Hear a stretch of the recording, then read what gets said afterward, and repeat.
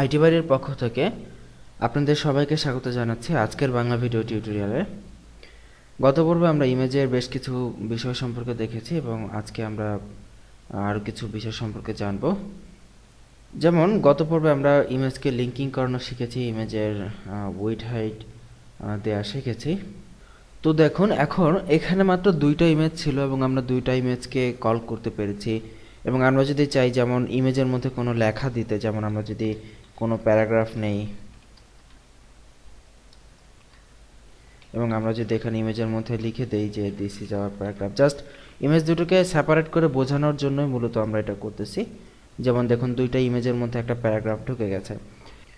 So আমাদের দুইটা না থেকে আমাদের ওয়েবসাইটে 10টা ইমেজ থাকতে পারে, 50টা ইমেজ থাকতে পারে, 100টা ইমেজ থাকতে পারে।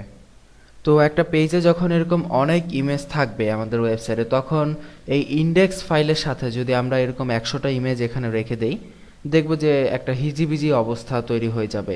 আমাদের পেজটা অনেকটা দেখতে বিশ্রী লাগবে, আমাদের ফাইলগুলো সাজানো থাকবে না। সো এই ক্ষেত্রে তখন আমরা কি করতে পারি, আমরা শুধু ইমেজগুলোর জন্য নতুন একটা ফোল্ডার ক্রিয়েট করতে পারি ইমেজ নামে, এবং সেই ইমেজ ফোল্ডারের মধ্যে আমরা আমাদের ওয়েবসাইটে 500, 100 যত ইমেজ থাকুক না কেন সবগুলোকে একটা ফোল্ডারে নিয়ে যেতে পারি। যদি একটা ফোল্ডারে নিয়ে যাই ইমেজ নামক ফোল্ডারে, তাহলে হবে কি যে আমরা ইন্ডেক্স ফাইলের সাথে আমরা ইমেজগুলা আর রাখতে হবে না, আমাদের যাবতীয় ইমেজ একটা ইমেজ ফোল্ডারের মধ্যে থাকবে। সো এই কাজটা যদি করি এবং করার পরে যদি পেজটা রিফ্রেশ করি, দেখব আমাদের এই যে দুইটা ইমেজ ছিল, ইমেজ দুইটা কিন্তু লোড হয়নি। এবং দেখুন, এই যে প্রথম ইমেজটা লোড হয়নি কিন্তু ইমেজের স্পেসটা রয়ে গেছে, সেকেন্ড ইমেজটাও লোড হয়নি, ইমেজের জন্য একটা আইকন দেখাচ্ছে। এবং এখানে কিন্তু আপনারা দেখতে পাচ্ছেন প্রথম ইমেজে আমরা আগের পর্বে যে দেখেছিলাম অল্টার ট্যাগ, সেই অল্টার ট্যাগ কিন্তু ইমেজটা লোড না হওয়ার কারণে কিন্তু অল্টার ট্যাগটা এখানে শো করতেছে। সো দেখুন, এই যে আমরা ইমেজটা সরিয়ে একটা ইমেজ ফোল্ডারের মধ্যে নিয়ে গেলাম এবং এতে করে আমাদের ইমেজটা লোড হলো না। কেন হলো না?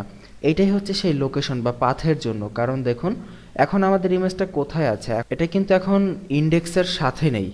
আমাদের ইমেজটা কিন্তু এখন আছে ইন্ডেক্সের সাথে ইমেজ নামে একটি ফোল্ডার আছে, সেই ফোল্ডারের ভেতর আছে। দ্যাট মিন্স ইমেজটা এখন কিন্তু ইন্ডেক্সের সাথে নেই। দ্যাট মিন্স এখানে ইন্ডেক্সটাকে আমরা রুট ফোল্ডার বলতে পারি। রুট, এই রুট ফাইলের সাথে নাই কিন্তু ইমেজটা আছে রুট ফাইলের সাথে ইমেজ নামে একটি ফোল্ডার আছে, সেই ফোল্ডারের ভেতরে আছে। সো দ্যাট মিন্স এই ক্ষেত্রে আমাকে যেটা করতে হবে, ইমেজের নামের পূর্বে যেখানে আমরা ইমেজের নামটা দিয়েছিলাম সেই ফোল্ডারের নাম হচ্ছে image/flower.jpg। তার মানে এটা এখন রুট হচ্ছে ইন্ডেক্স ফাইল, রুটের সাথে ইমেজ নামে একটি ফোল্ডার আছে, সেই ইমেজ ফোল্ডারের মধ্যে flower.jpg নামে একটা ইমেজ আছে। ঠিক একই কাজ আমরা এই ছোট্ট ইমেজটার জন্য করে দিব। এখন যদি সেভ করি এবং পেজটা রিফ্রেশ করি, দেখব আমাদের ইমেজ দুটো আলটিমেটলি চলে এসেছে।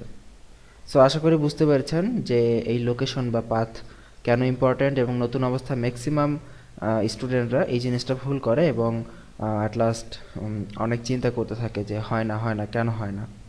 সো এই জিনিসটা সতর্ক থাকবেন এবং এভাবে ট্রাই করবেন। শুধু ইমেজের ক্ষেত্রেই না, যত কিছু আছে সবগুলোর ক্ষেত্রে এটা ট্রাই করবেন।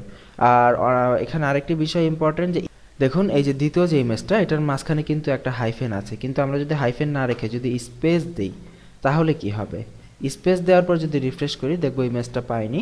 সো এইখানেও তো আমাদের ইমেজের নামে একটা স্পেস দিয়ে দিতে হবে, তাই না? স্পেস দিয়ে যদি আমরা পেজটা রিফ্রেশ করি, দেখবো ইমেজটা ঠিকই পেয়েছে, কিন্তু আমরা রেকমেন্ড করব এইভাবে স্পেস ইউজ করবেন না। হয়তো ইমেজের জন্য স্পেস দিলে পেয়ে যাবে, কিন্তু আপনি যদি অন্য কোনো ক্ষেত্রে এই লোকেশনের মধ্যে স্পেস ইউজ করেন তাহলে কিন্তু সেটা পাবে না। সো এই ক্ষেত্রে অন্তত একটা আন্ডারস্কোর অথবা একটা হাইফেন ইউজ করবেন। সো আমরা রেকমেন্ড করবো অলওয়েজ অবশ্যই একটি হাইফেন আপনারা এখানে ইউজ করতে, ইমেজের নামগুলোর মধ্যে। ইমেজ, অডিও, ভিডিও ভবিষ্যতে আমরা দেখব। সো এখানে হাইফেন ইউজ করে আপনারা ব্যবহার করবেন। সো আশা করি ইমেজের ব্যবহার আপনারা বুঝতে পেরেছেন। তো আগামী পর্বের আমন্ত্রণ জানিয়ে এখানে বিদায় নিচ্ছি। আল্লাহ হাফেজ।